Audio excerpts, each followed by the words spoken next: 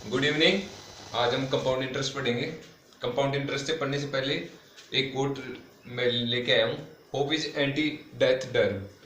तो ये बाय मी है, मेरे द्वारा ही लिखा गया है।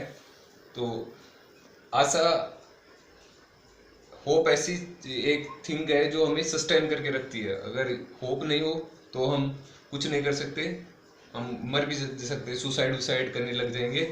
तो होप अपने को सस्टेन करने के लिए एसेंशियल चीज़ है। तो आशावादी बने रहिए, कैसी भी कंडीशन हो लाइफ में आशावादी बने रहिए।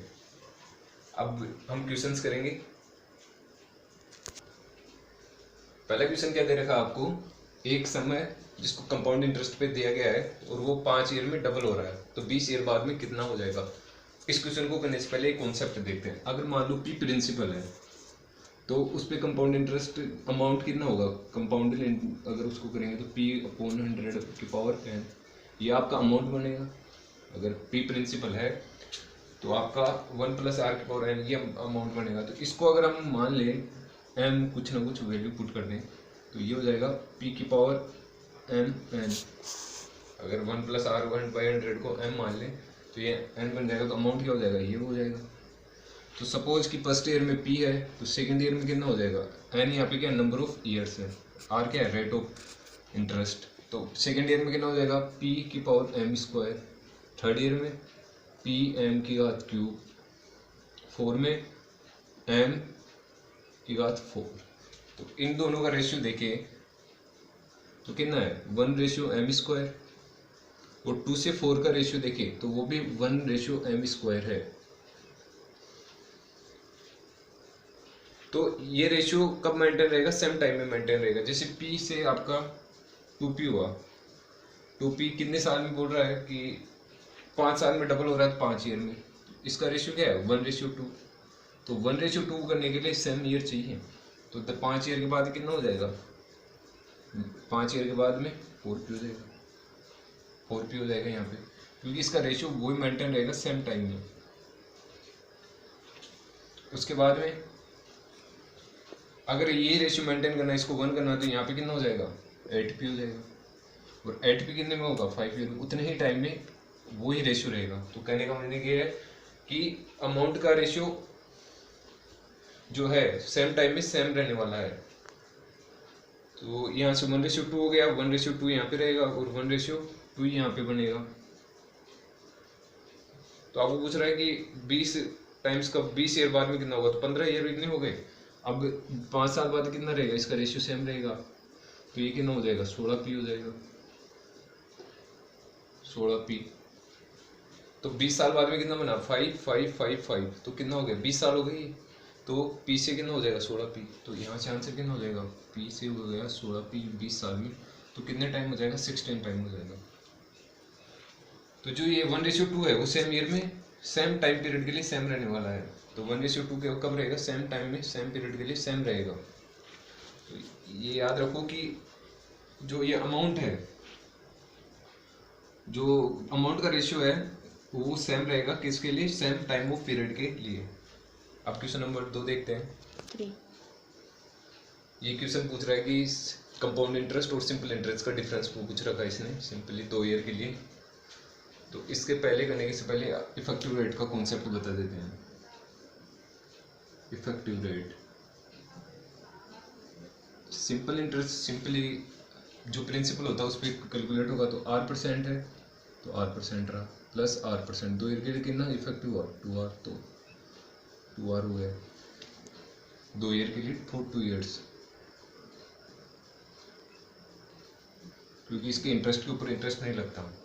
इसके लिए आप लिखोगे, अगर आपको CA के लिए इफेक्टिव इंटरेस्ट लिखना है तो क्या लिखोगे r% प्लस r%, और फिर r पे r% और लगेगा तो r²/100। तो यहाँ से कितना आएगा 2r प्लस r² अपॉन 100। तो ये इफेक्टिव रेट है। इफेक्टिव रेट का मीनिंग ये है कि 2 साल की इफेक्टिव रेट है, आपको टाइम से मल्टीप्लाई नहीं करना। अब सीधा जो अमाउंट बनेगा वो कितना बनेगा p × 2r अपॉन 100, ये बनेगा। क्योंकि इफेक्टिव रेट में आने के बाद टाइम का कोई रोल नहीं रह जाता, बस सीधा आपको रेट से प्रिंसिपल को गुणा करना है तो वो अमाउंट बढ़ जाएगा आपका और इधर कितना बनेगा, ये बनेगा 2 गुणा P R plus P R square upon 100। ये आपके किसके लिए बनेगा, सी आई के लिए बनेगा। ये आपके किसके लिए, एस आई के लिए बनेगा। तो आप जब सी आई को एस आई से माइनस करोगे इसमें से, क्योंकि सी आई ज़्यादा होता है, तो सी आई माइनस एस आई करोगे आप, सी आई माइनस एस आई करोगे, minus S I simple interest, तो आपका ये जो पार्ट है वो कैंसिल आउट हो जाएगा, टू पी आर, तो बचेगा कितना, केवल आपको बचेगा पी आर स्क्वायर बाई 100। तो ये फॉर्मूला याद रख सकते हो कि सी आई का और एस आई का जो डिफरेंस होता है वो 2 ईयर के लिए पी आर स्क्वायर बाई 100 होता है। अब क्वेश्चन क्या बोल रहा है आगे,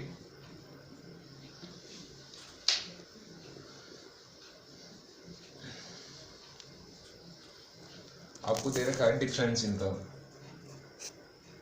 डिफरेंस पूछ रहा है, तो डिफरेंस आपने बोल लिखा P R square by 100।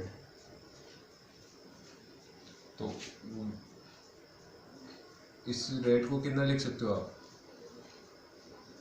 Percentage में है यहाँ पे, तो परसेंटेज को आप फ्रैक्शन में चेंज करोगे तो कितना हो जाएगा 25/4 मल्टीप्लाई बाई 100, तो 1/8 लिख सकते हो, 1/8। तो यहाँ से अब ये परसेंटेज भी हट जाएगी तो ये 100 भी कैंसिल आउट हो जाएगा, तो बचेगा कितना पी आर स्क्वायर, ये बचेगा आपका, अगर आप फ्रैक्शन में लिख रहे हो 15,000 मल्टीप्लाई बाई 1/4। इसको सोल्व करोगे तो आंसर आ जाएगा आपका, ये 2 से कैंसिल आउट होगा तो कितना हो जाएगा 7005 अपॉन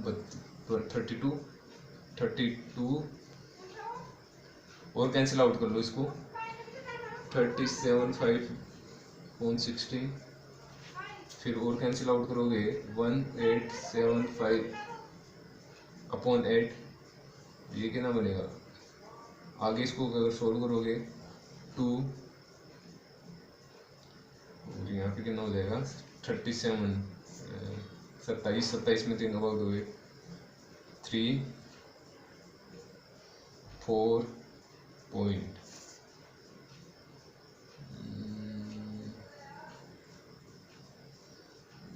4